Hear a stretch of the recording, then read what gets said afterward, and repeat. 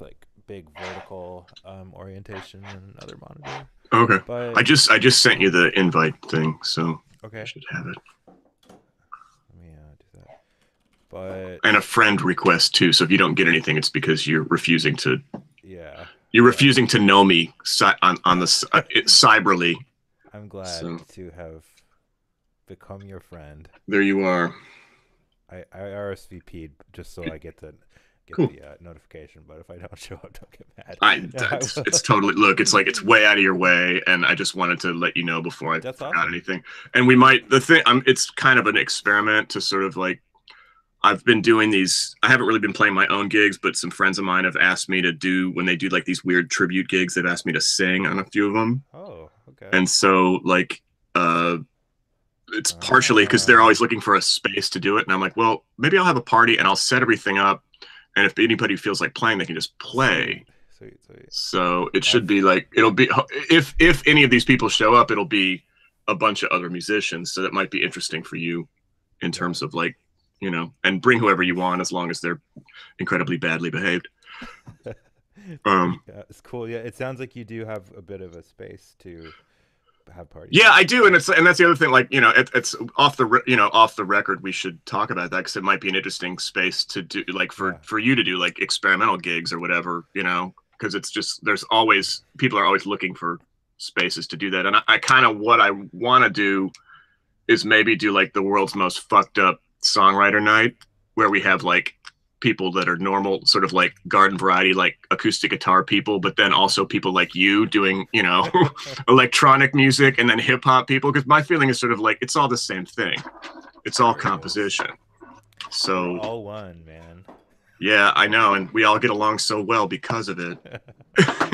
Anyway, proceed. Sweet. Yeah. So I thought that it was a good like example last not this most recent we transfer whatever file that you sent but the one before that brought up some interesting kind of thoughts about where we could go on the mix side of things and I'm pretty so like I have to say like I'm pretty okay on the mixed side of things at this point. okay I want to hear what you have to say for yeah sure, but well in like Ableton just like you what's know, peculiar about that I mean yeah, that's that cool would to be really hear. helpful. I got that thing that Roz sent out, that the template, Yeah, I mean he's got some and I looked at that and I was like, holy shit, how did he even set up three sends? Like how did the fuck like all these. yeah it's a little bit he's right about it's a little bit dirty of a mix bus in live and it's been worse in the past and a lot of the old school Pro Tools guys have like really become super leery of the master outputs rendering offline rendering in particular Yeah, and and he's really like that. that's what's he's like that. He really is like that and So we've kind of he works in Pro Tools when he mixes. no, just in even in Ableton's offline rendering, Okay. and just in general about the kind of the purity of the recording. I've sort of back and forth with him. We've kind of argued about it to an extent, and he was right. We A/B tested a bunch of it, um, and so I do think that his there is something to his theory about it, but I do think it's also gotten better. Not Right. just something to it, like it's kind of a big deal. But um yeah, so that's just one thing about like setting up a like a capture channel. These days, if I can avoid it, I will never render in general. Also because usually I've got so much control happening. I'm trying to do stuff in real time. Almost every time I tried to render something to make a final cut, there's live controls happening, and that can't be done on the you know render or bounce to disk Right, and you're mode. yeah, it's like because you're if you're gonna try to do you couldn't necessarily run a final mix in Rewire. You wouldn't want to do that. You're gonna lose Right. a ton of shit. Yeah. Um, No. I was So just super excited when I figured out that I could use Ableton as a perverse backwards version of Sound Replacer, mm, where I could pull a that's loop good. into Ableton and convert it to MIDI beats Yeah. and then swap drum kits and just listen to sounds and pull stuff Great. back in through Rewire. You've seen the convert to MIDI then. That's it. That's Yeah, I mean, oh I yeah. actually, yeah, that was how I kind of got to Great. the point where I was like feeling okay about my mixes, and also like the hip hop record I'm mixing was just, it was kind of like, well, I really need an 808, but I'm not going to sit there and plonk it in there piece by piece. How the fuck can I do this? And I was like, I don't Sure. want to buy a sound replacer, but I figured it out. So Yeah, that's great. Sweet. So I do think that okay. So besides mixing considerations, that yeah, there's a neat way that that thing that you sent, which I just noticed has now been deleted. I'm sorry. The 2 times ago we transfer thing. which one? The Um, he sent it like on the 13th or something like that. I'll send it right back to you. Just let me No, find I it. mean, yeah, you could. I would like to look at it. But again, but and if not that, then we can. Then I have some things to say about um, just working with this sort of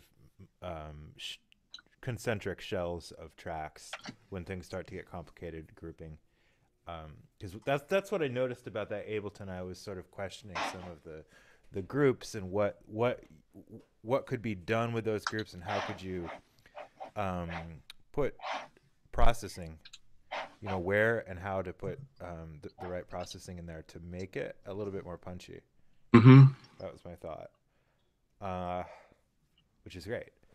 So cool. Let me show you one thing here.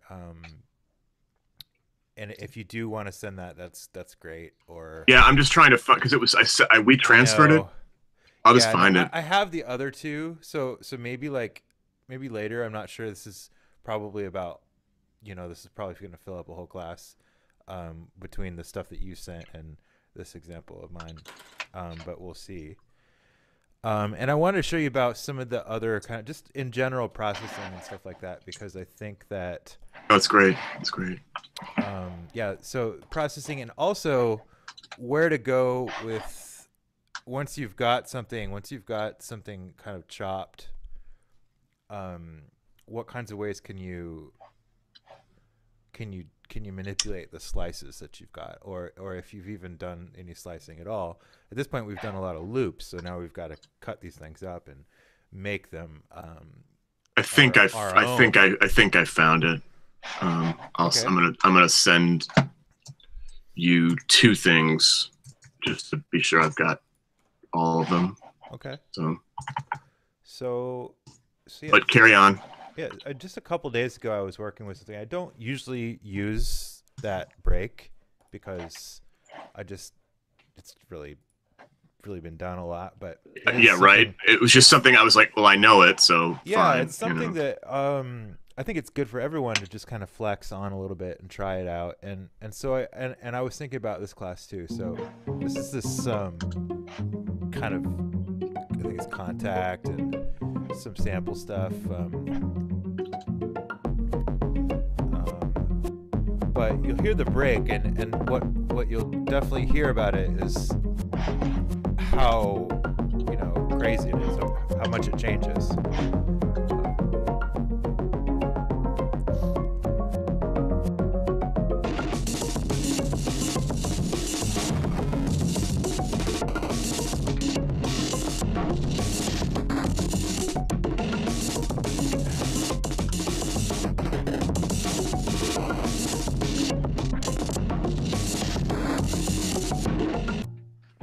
Okay, so that might be all the way into the whole breakcore or hardcore drum and bass. We're not necessarily like shooting for that, but again, as a way I mean, to look, I'm flex. curious about any of it. You know what I mean? It's Right. like for me, it's all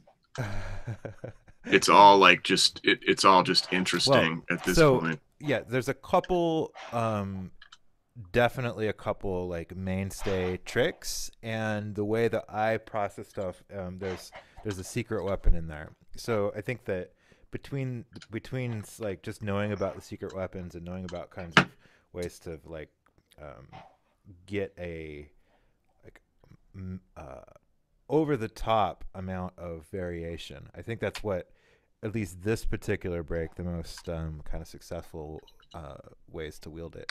are based on that sort of like, how can I get the most amount of change possible? And so this sort of kind of setup is with the slice to new MIDI track, which Yeah, was, that's what I did with those. okay, great. That's exactly what I did. Okay, great. And I was So, just I sort of just when I was trying to what I told you earlier. yeah, let's check that out. When we like, I just wanted like this one thing is really what is different than some implementations of breaks, and like a lot of the times people will put different effects after it or do the regular kind of Ableton manipulation. Oh, are you not? I didn't share that screen. I'm sorry. Oh, we get that a little bit more jumping around now with this new setup. Um, so there's a certain amount of effects that can certainly happen in Ableton's sort of, you know, the stock tools. Each of these slices is got a whole chain on it. I'm not sure if you noticed that with your work, but every single one of these slices along here, and we'll get into this in more detail in just a second, but has its own processing chain. If this processing chain, you know, like this is just a sampler, right after it could go in effect. If this whole chain is part of Ableton, then it becomes really easy to use automation for every single, you know, effect that you put on there. You could go ahead and draw to your heart's content, and I think that's the drawing in automation ad nauseum. I think that's the old school way that was always done in the, you know, in the late '90s and early 2000s when breakcore came out and then died, and also so much, you know, Breakcore. Breakcore is a whole genre of music based on this break. Yeah, it's Wow. you know, it's a whole sort of, and it did come out of England first, I suppose, with yeah, Aphex Twin, who will be here in 10 days. Kind of interesting. And Are you going to see him? I am. It's the first time he's played here in 10 years.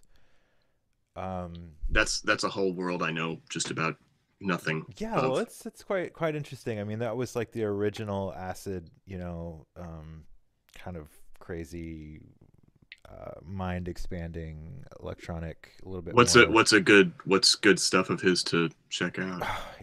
Any Aphex Twin album from I guess Druqs, Druqs. Mm-hmm. Just any Aphex Twin from the past, you know, 30 years. Honestly, Luke Vibert, Vibert.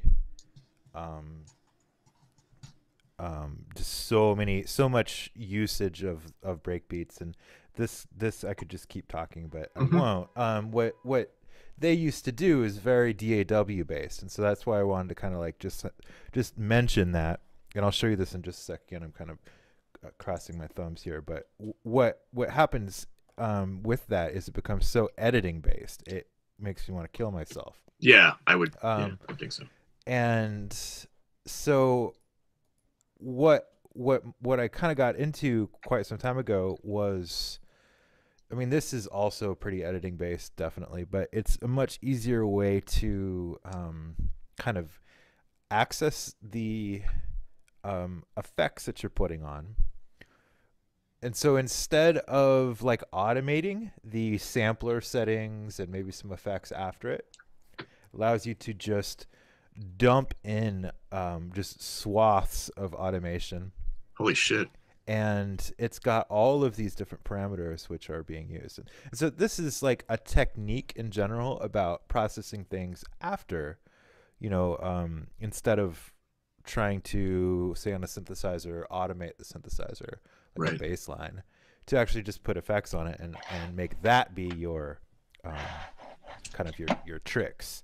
And particularly, this is like an offset thing. So this is like the amount of offset you've got on each step, pushing forward and pushing backward. I need to kind of demonstrate some of that. So let me back up. I'm trying to hit the wrong button over and over again. So if I just do back here, where's that break come in? Okay. So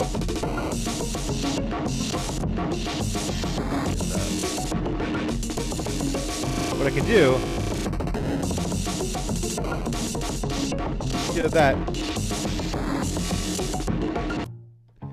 that line right there is basically playing the same piece of like a 16 bar, or sorry, it looks like more like a 4-bar loop over and over again. But this is like the amount of offset, so I can jump around and remix, jumble up the steps. And this isn't the actual notes themselves, but it's operating on the audio.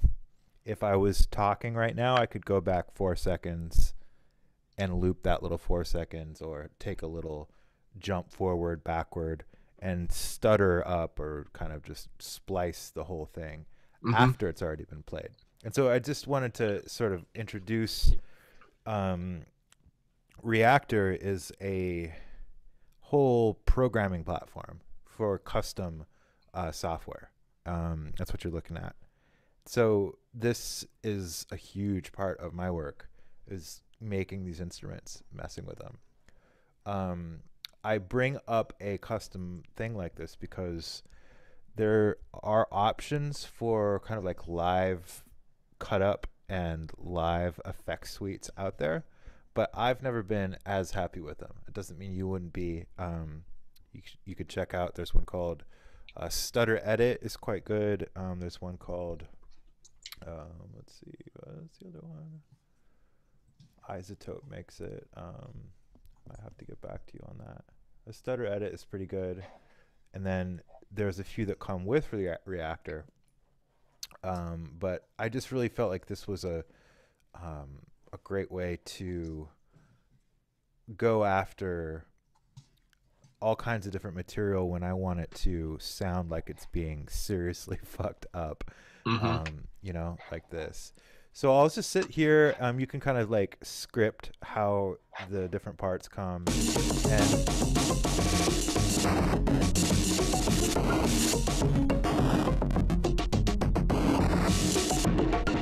and it ends up sounding like it's just hyper in some way. And this is another thing that I'm doing. I should send you this. This is an LFO. LFO is a low frequency oscillator. Right. It's being set to random right now. It is a Max for Live device that I made. And so Max MSP is very similar to Reaktor, what I just showed you. Right. Right. In that it's a building platform where you can make devices. So this is operating, if you look between on the dark gray pad right there. Let me get this. Do I have that ability anymore? Also changed up my keyboard, so I'm a little bit like derp. What where am I? Oh wow. I just realized I can't get to the left side of the screen anymore. Or can I? I'm sorry. Ruh-roh. No, I'm cool. I got this. So I don't doubt it. It's just funny. It's really weird because it's like got this vertical screen on my left. So what you're seeing is that magnifier in Ableton, or is that just on your system? It's on my system. It's a PC thing, man.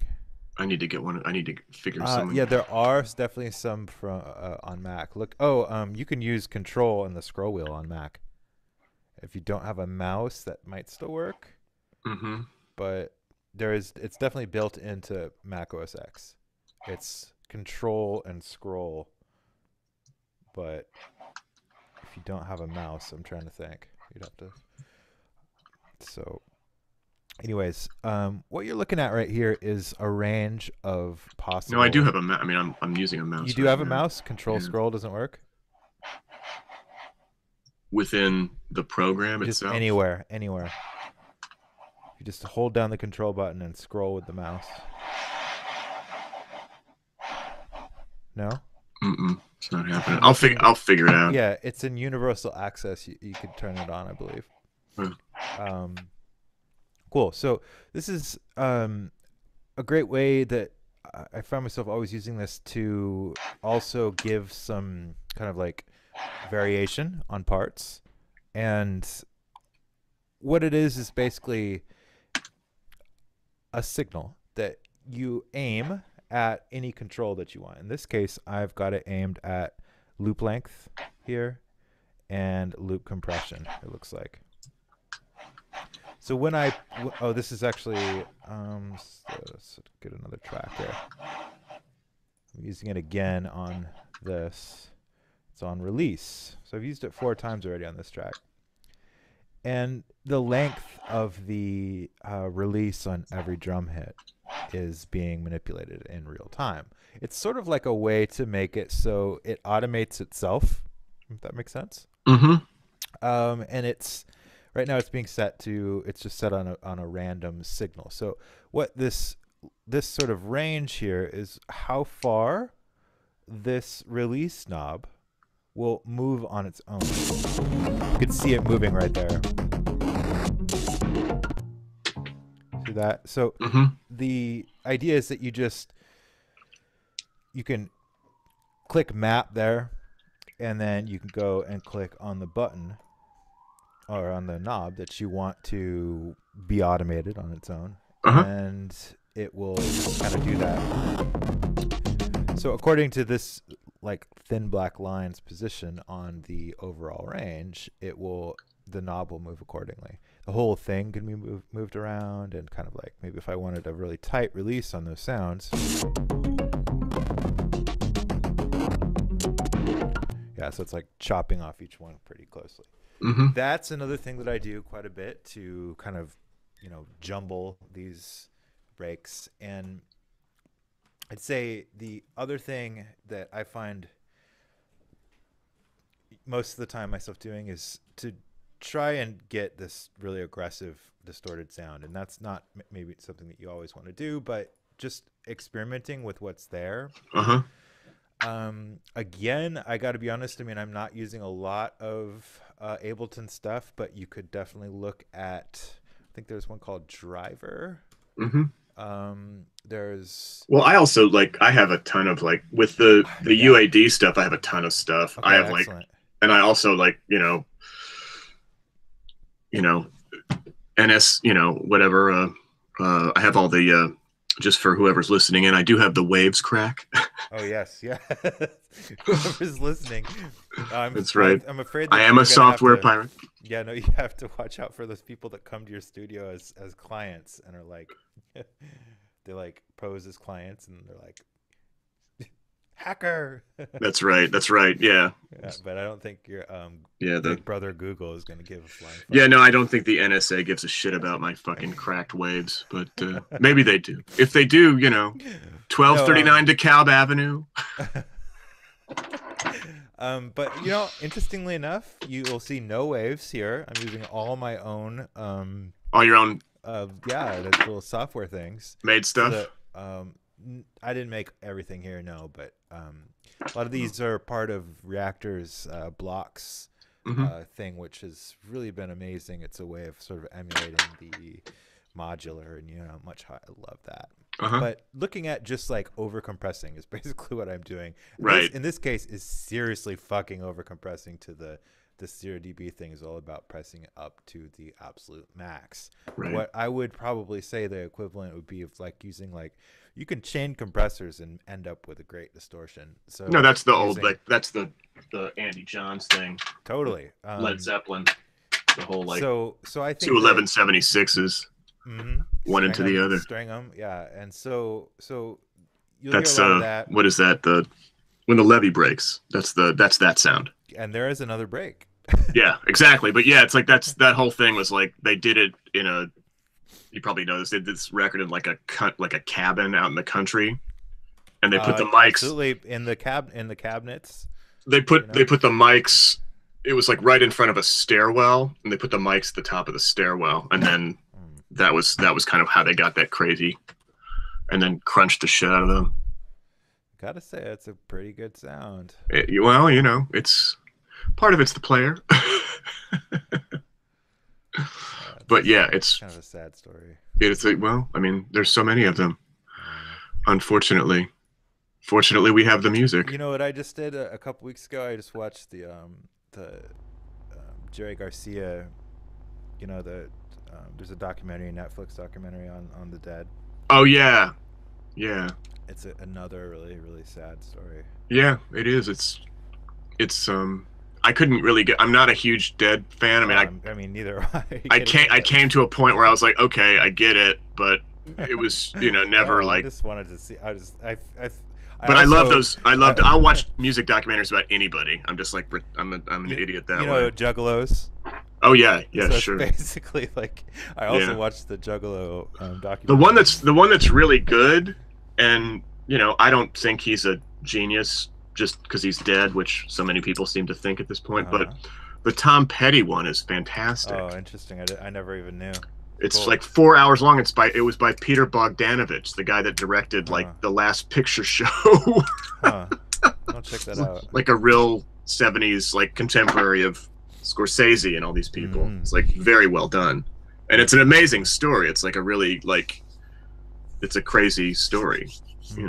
It shouldn't have, like every there's no way that it should have worked, that band. Right. It was anyway. I'm sorry, I'm interrupting you. Go ahead. No, it's okay.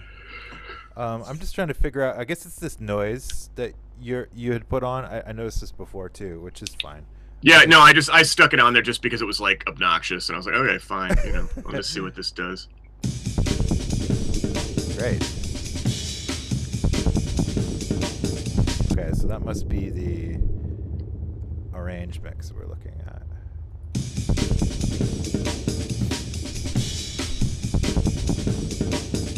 Hell yeah, man. Just checking the sync out, making sure everything's good.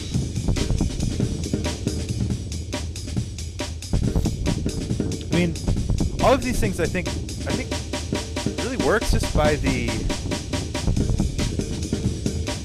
potential ways that things can be flipped on top of itself on the rhythm, like flipping the whole rhythm of the bar around every it's just so cool. It was fun. I mean, I had it was just a really fun thing, just kind of like realizing basically that, because in terms of like working on my own stuff, I've been trying to figure out like the beat making part. I've been thinking about a lot, and I've also been thinking about that just in terms of my own, trying to put these like weird beats with these pop songs and not have a drummer, but still make it interesting and human. It's like, and this exercise was sort of a way that I sort of thought that I realized like, oh, it's just I can take little pieces of a break and turn that into like a fill or a turnaround. Yeah. At the end of a phrase. I mean, as just a way to get fast bursts. And so where I'm really going with this is it doesn't have to be a breakbeat.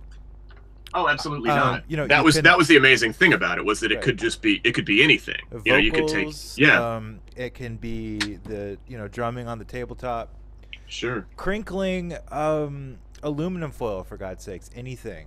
Oh yeah, absolutely. But where we're kind of at with the kind of the canon, I'd say is just now that you've got these breaks down, to look at the auto chopping again. Like, I'm not sure how much you've experimented with this particular one. There's several ways to get good results from it, but if I went to slice to new MIDI track there on this just basic, it looks like the 2-bar cut, I get a bunch of little samplers. So I'm just going to go to the slicing preset means on each individual sampler that gets created. Certain macros will be assigned already, and perhaps a couple other different effects after each one. I use all kinds of different ones, but let's just say, let's use the built-in one. And the warped timing, a lot of the times I'll turn that off because part of the point of actually chopping something is to avoid warping and to retime, like this whole Drumagog thing that you were talking about. Each hit gets triggered along with the session tempo, and so it doesn't need to be stretched in order to be retimed. So here's that same kind of idea, but now it's been turned into the MIDI track there. And I just slice to new MIDI track.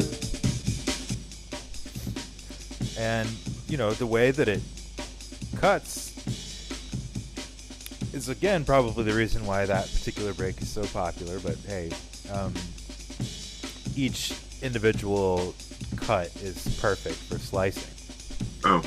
Right? And I picked this just because out of nowhere, kind of just, I found my partner has a ton of breaks, and I grabbed everything off the studio computer and stuck it on mine, and I just like listened to 3 of them, and I was like, I like that one, and I just picked it. It's interesting. It has this history. I had no idea. This is the most famous breakbeat in history, without a doubt, especially for anyone who's interested in electronic music, and particularly like kind of like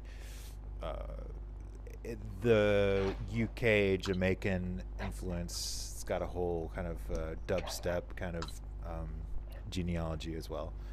But so this is like the square one idea about breakbeat stuff, is to have it in this format where it's chopped up into a whole bunch of little pieces, and then to go ahead and re-time all this stuff. I could retime it in little pieces. I could take maybe that little chunk right there, and this is where I think that you could start to work on editing. I think just as an exercise, it becomes a very nice way to improve, because you've got this sort of like endless amount of variation, and you can use it to kind of refine just like basic editing skills like this. So I just like taking like little pieces here, working on key commands to do movement around in this mode, which is like just like the edit mode. I'm using let's see, for you I think it's command and up and down. Just being able to do this kind of stuff, making jumps and octaves, shift down, you go left and right and up and down with just arrow keys, being able to make selections.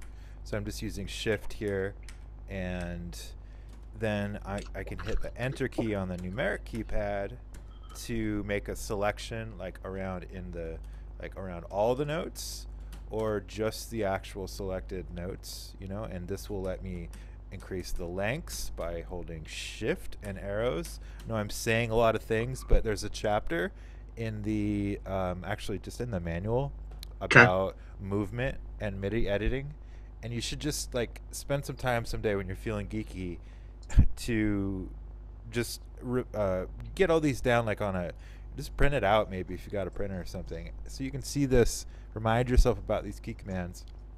What a real good sort of last pass on a MIDI part, I think, is like I would never recommend like making this your mainstay composition technique. What I would say is that it can be so friggin' useful to be able to have your have a good way of getting these MIDI parts right in the first place. What I mean is like either play it right or have some sort of way to like pull all these from a breakbeat, like with slice to the MIDI track. That gets you going. And then once you've got that, to have this lightning fast editing style where you're able to move around, delete what you need to delete, and transform it as quickly as possible. Right. So it looks like a little kind of cut right there, a little bit too much.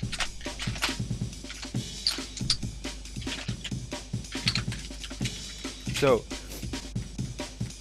I think that using this as a jump into like MIDI, the whole MIDI world might be good for us at this point.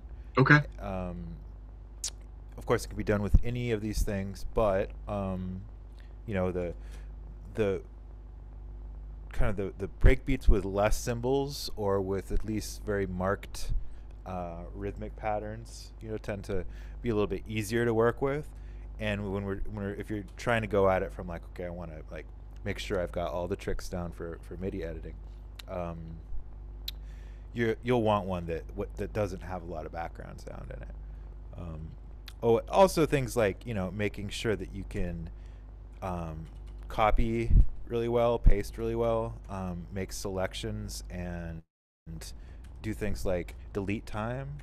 This is kind of important, man. Shift and control and delete. See what that does? It moves all the stuff after it. I think if there's a equivalent Pro Tools, it's called like cut time, paste time in Pro Tools. Which I've never even done in Pro Tools. It looks like there's there's a like the shuffle mode. You can do that with audio. Yes. It's like it's shuffle. Yeah. That's what it looks like. Essentially. So if there's also, so it's Shift Command Delete, but then there's also like duplicate time, which is like Shift Command D. Okay. These also work in Arrange, right? So if I needed to kind of that kind of whole shuffle idea, but that's for the whole song across tracks. Hold Shift Command Delete, everything moves over to the right. Mm-hmm. Or if I wanted to get rid of this whole section, right, everything moves over to the left. Right, but it's all locked together. Yeah, it's all locked together. That's kind of like ripple editing. Is that also what it is? You can do it for copy and paste too. That's kind of important if you've got, like, say I wanted to repeat this entire section here and I grabbed it from this section. It's interesting though, you have to make a big selection. So I'm just going to grab it all the way down from the master at the bottom and all the way to the top. It's like a specific way you need to do that. I'm not sure exactly why. It's just a normal copy. And then say I wanted to paste it over here. Let's get it like right on that. Looks like it starts in the middle. No.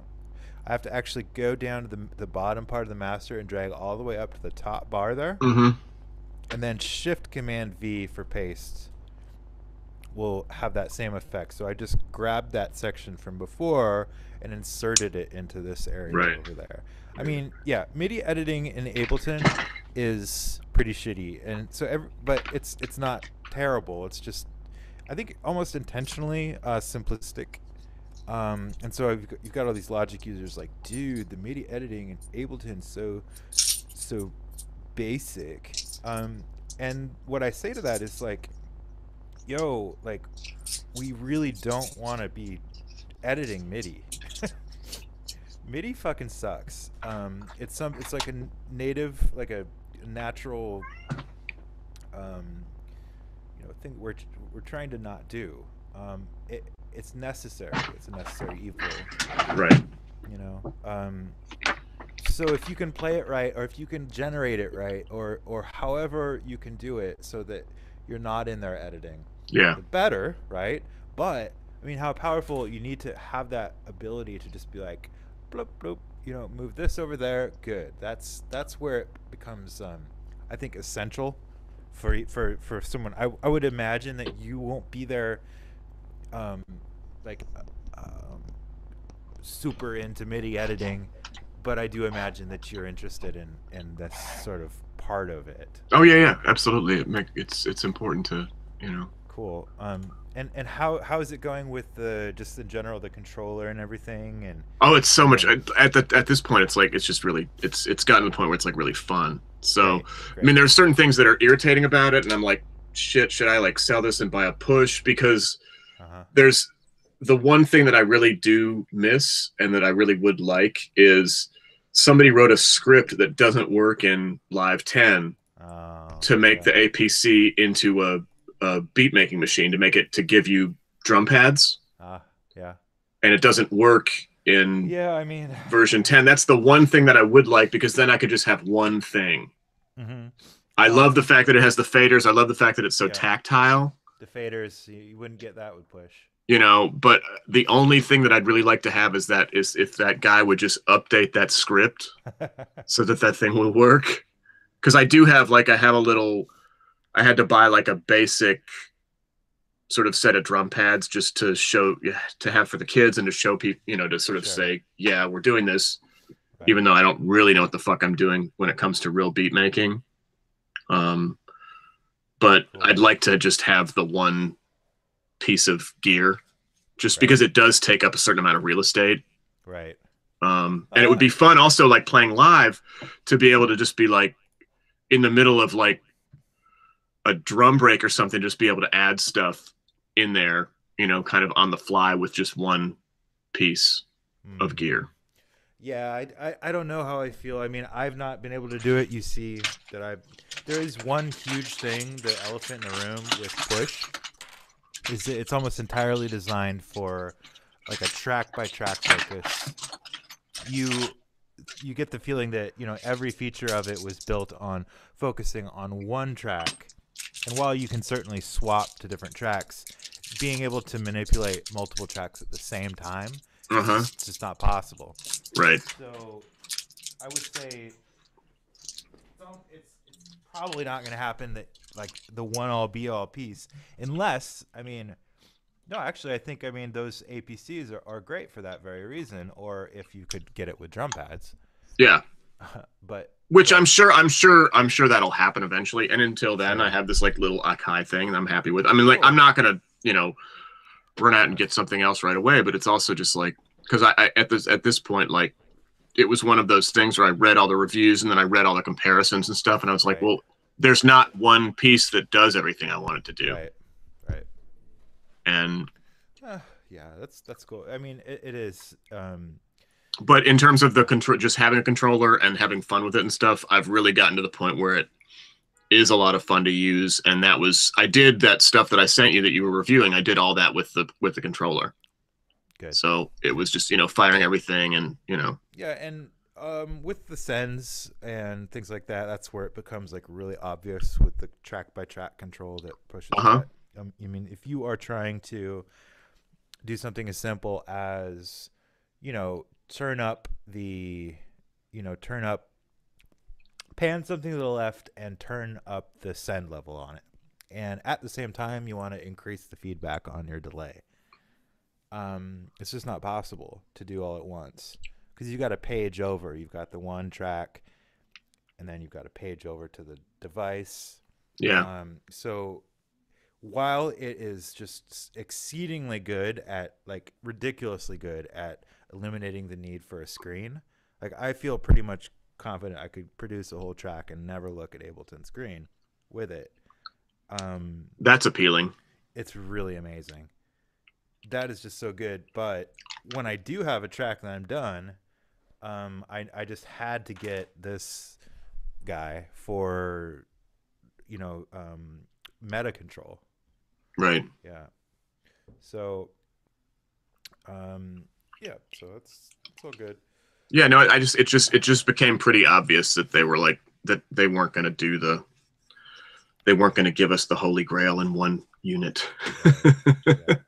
But I think, you know, the one thing, I don't know if I can you use like, if I could get like a super old push real cheap, I might grab one as long as it'll work with 10. It's just that the thing I've found about all these things is they stop supporting the drivers, and then you're sort of stuck with all this stuff. I wouldn't get the push one. It's just not anywhere near as cool. The push 2 has the meter display. It has like a full on LED screen, whereas the other one just has like a weird, like, you know, grayscale, like two-tone thing. Right. So it's just it's nowhere near as cool. You know, when you have a wavetable on this, you see this beautiful display of the wavetable, and the envelopes are all drawn out just like they are in the program. It's fucking killer. Nice. So Yeah, I mean, I think, if I was going to buy another piece to use with Ableton, it would probably be that, just to see. I want to sort of get my head completely around what I have already, mhm, you know? mhm. Yeah, I couldn't agree more. I just think get that kind of control going where you're trying to get a piece that you can perform Yeah, rather than a work of editing. You know. sure. Yeah, and to do like a real, to really develop a comfortable and, useful workflow with all this stuff is like a Mm-hmm. really, you Mm-hmm. know, Mm-hmm. which I'm getting to, every time I do this, I'm getting better at it. So it's like, it is a very gratifying, it's like, not like playing an instrument. No.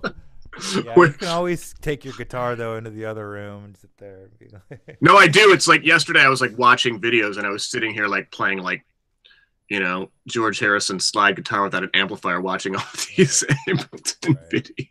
videos.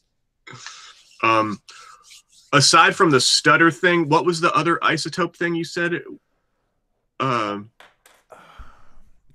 One is stutter edit and the other one was something else. I don't No, I remember. think Stutter Edit was that one. It's another company that makes Okay. Stutter Edit is definitely is the one that Isotope makes. Yeah. Um, and there's a few that you can kind of look at with Ableton that aren't so much like that aren't so feature rich. I mean, what Stutter Edit is and what the one that I was showing you does, and I've done a lot of work in that kind of stuff over the past, friggin' 15 years, is to perform, to use a keyboard Yeah. to control the switching of effects. So if you hold down one key, it gives you this lineup of effects. If you hit this other key, it gives you another lineup of effects. Right. A different timing on like a offset, like a jump, a skip, a sort of like a mulch, all different kinds of filter settings, Mm-hmm. delays, granular effects. They're all kind of bundled up into one. I think that it would be worth it to look into what Reactor's like kind of pre-bundled ones Okay. have. One of them is called the Finger. It's absolutely brilliant. This guy Tim Exile made that, and he's a colleague at Native Instruments. The guy really blew the door open with that kind of processing and design for processing. Uh-huh. Um, so, but this can also be sort of worked with just in Ableton, looking at these, like, let's take a look this week at, once you take a minute to get a breakbeat that you like, maybe let's like not use the Amen and choose another one. But when you slice like this, when you get the slice kind of cut up, to look at what you can do with processing on individual tracks, and in that case, it may make sense to have less slices. On the individual slices that you end up with, and how you can say put effects at the different stages of the slices that you have. It's something that you'd need to know at some point, anyways, and possibly you could use use a vocal this time, just Mm-hmm. like a 3 or 4 syllables of vocal stuff, and just have that cut up happening. Right. Because where this is also leading, and again, like this whole part of the lessons, I think should go into this rack system,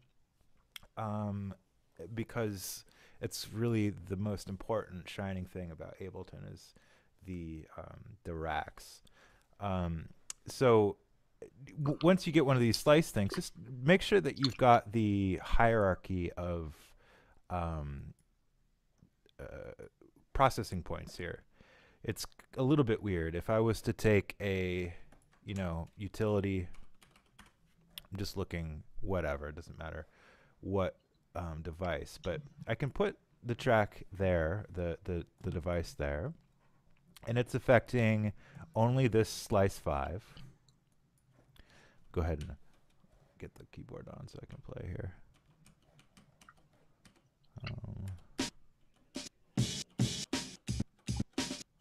So,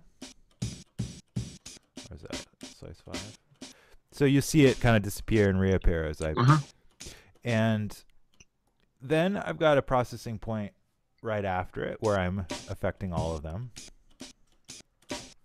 And a lot of the times you will have a group of a drum rack.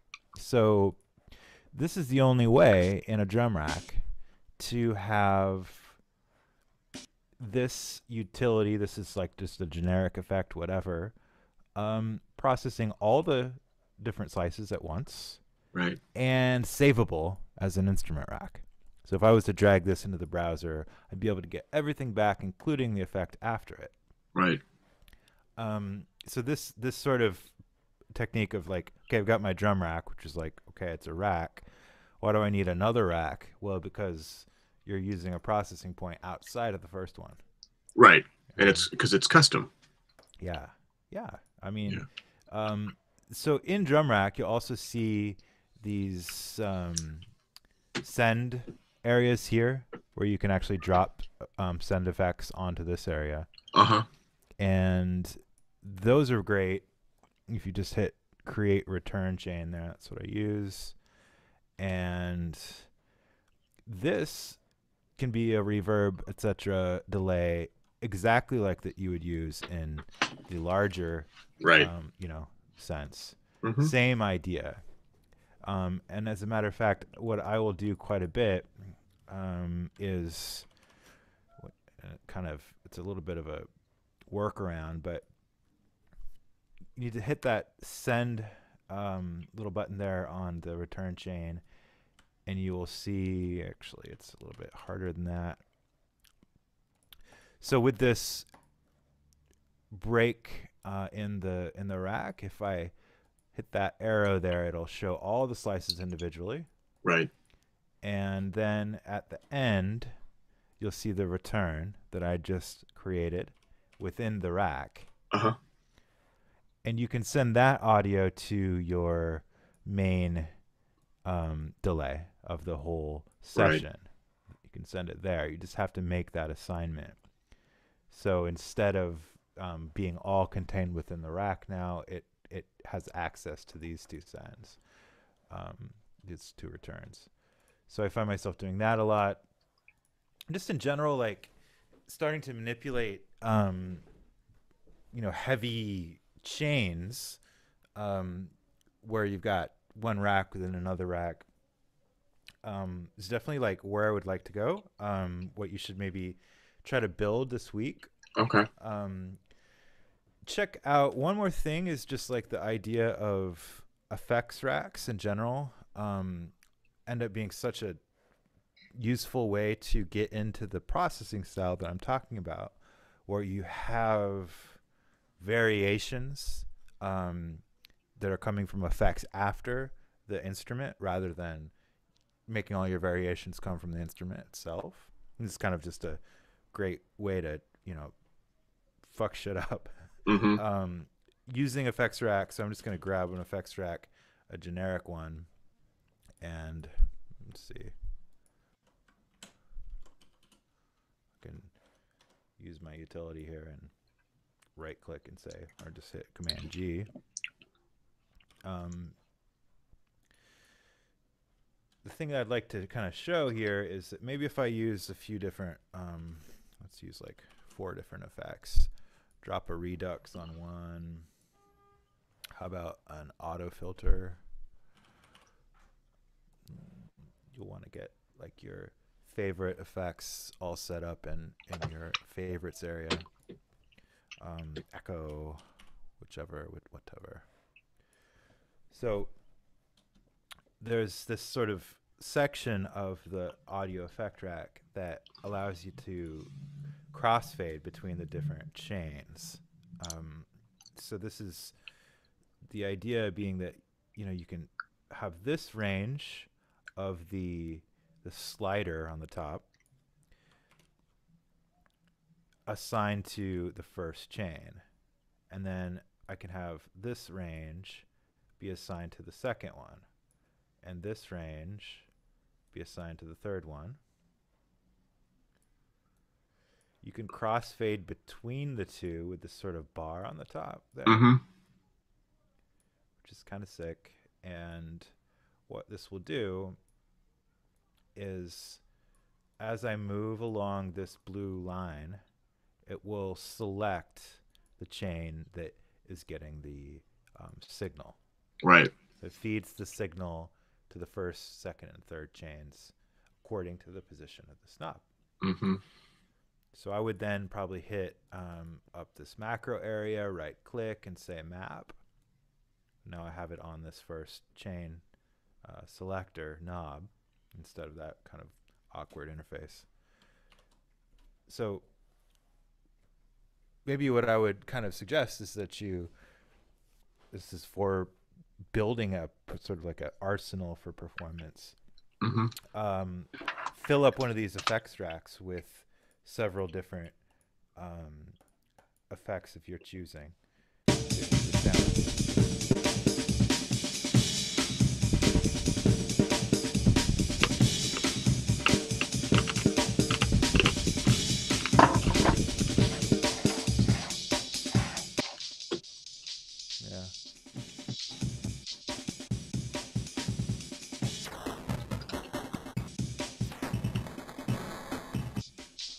And balance them out in terms of levels. It's pretty like much total control over all the different levels.